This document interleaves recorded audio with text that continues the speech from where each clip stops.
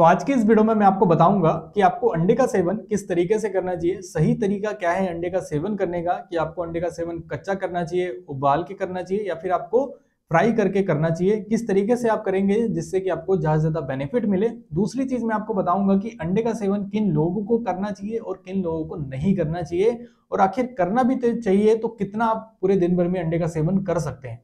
अंडे से रिलेटेड आज आपकी इस वीडियो में सारी मैं डाउट क्लियर करने वाला हूं। और अगर आप अंडा खाते हैं ना तो इस वीडियो को आपको कंप्लीट देखना है, तभी आपको सही जानकारी मिलेगी, प्रॉपर जानकारी मिलेगी, ताकि आपको इन फ्यूचर कभी भी कोई भी बीमारी ना हो।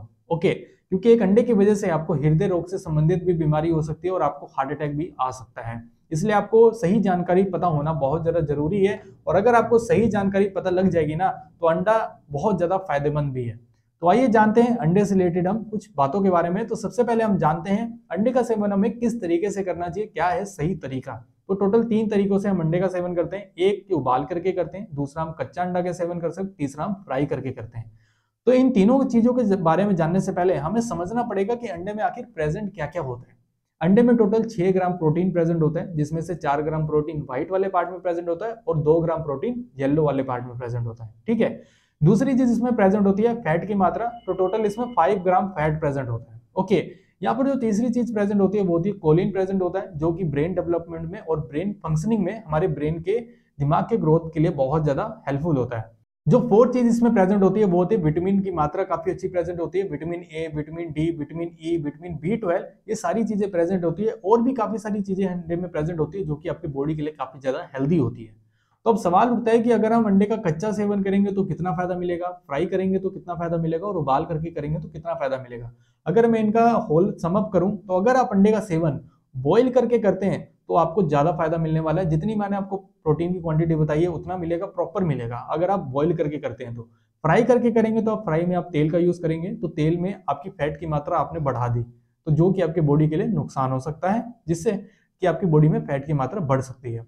अगर आप कच्चा करेंगे तो आपको भी क्वांटिटी सेम ही मिलेगी, बट जो प्रोटीन है वो पूरी तरीके से आपके बॉडी में डाइजेस्ट नहीं होगा। ओनली 50% प्रोटीन ही डाइजेस्ट होगा और बाकी प्रोटीन आपकी बॉडी से निकल जाएगा। तो इसलिए बेटर ऑप्शन है कि आप अंडे का बॉइल्ड अंडे का सेवन करेंगे तो ज्यादा बेटर रहेगा। सो अब जानते हैं कि किन लोगों को अंडे का सेवन करना चाहिए और नहीं करना चाहिए। तो यहाँ पर देखिए, इस चीज को समझने से पहले हमें एक कंसेप्ट को अगर हम समझ लेंगे ना तो हमें इसका आंसर मिल जाएगा। तो अंडे में जैसा मैंने बताया कि व्हाइट और येलो 2 पार्ट प्रेजेंट होते हैं, तो येलो वाले पार्ट्स की वजह से ही आपका कोलेस्ट्रॉल लेवल बढ़ता है।